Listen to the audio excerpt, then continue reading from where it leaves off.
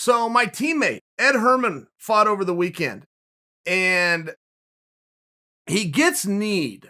They're clenched and Ed gets kneed. And the knee hits him in the body and Ed goes down. The referee thought that the knee hit Ed in the groin and the referee stopped the action and gave Ed his 5 minutes.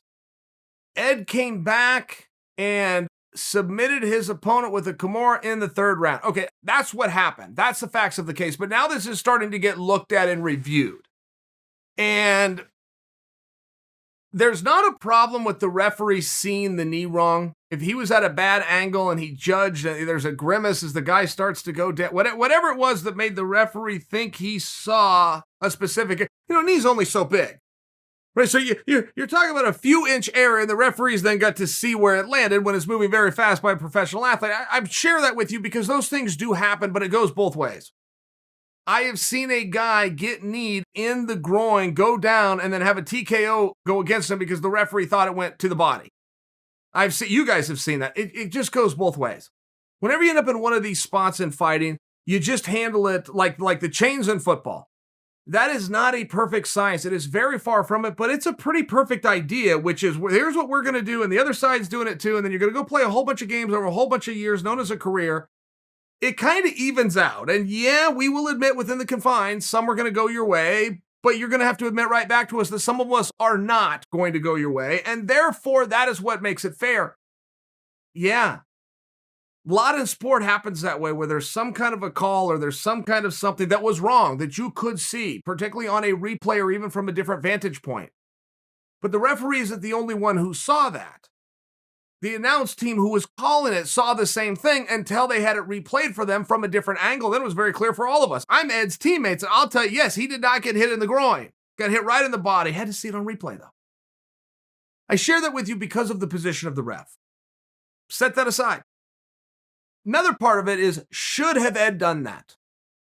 Should have Ed allowed the fight to continue, knowing that the referee believed it was a groin shot? Giving him an adequate and appropriate amount of break for a shot that actually went to the body? Well, of course. Of course Ed did the right thing. You just follow the rules of the referee. If you want to know if you're a man of character and integrity, that means you follow the rule and the decision of the referee even when it's against you. You don't have to be embarrassed to come out and say, no, I got one there. I'm in the heat of battle. I didn't know where the damn thing landed. All I know is I went dead. My reaction was to crumble over. Oh, we're all looking at it on tape. Okay, my eyes tell. Oh yeah, it went right to the body. Should not have been called off. No, there's no shame in that. That's the honor of the sport. You follow whatever the governing authority in the sport wants to call. The governing authority within the ring is the referee, and that's what he called. I only share that with you because there should be no dialogue and pushback on Ed Herman for doing exactly what he was instructed to do. And then when the fight resumed and he was instructed to follow the unified rules to the best of his ability, he did that as well. There may not be a hero in this story. There was no villain in the story. And if any part of trying to bring Ed down is just a way of trying to build his opponent up, okay, great, but let's not bring Ed down to do that. His opponent did look great. I mean, even aside from the fact that ultimately he tapped, Ed just did a good job too. It was a good fight. It was a good, solid, close, fun, typical Ed Herman style match. If you think there's controversy on it, we got a history in this sport of rematch and those kind of things too. I mean, there's several things that you can do, but to act as though somebody was out of bounds or handled that in a way that could have been handled better, that's not what I saw.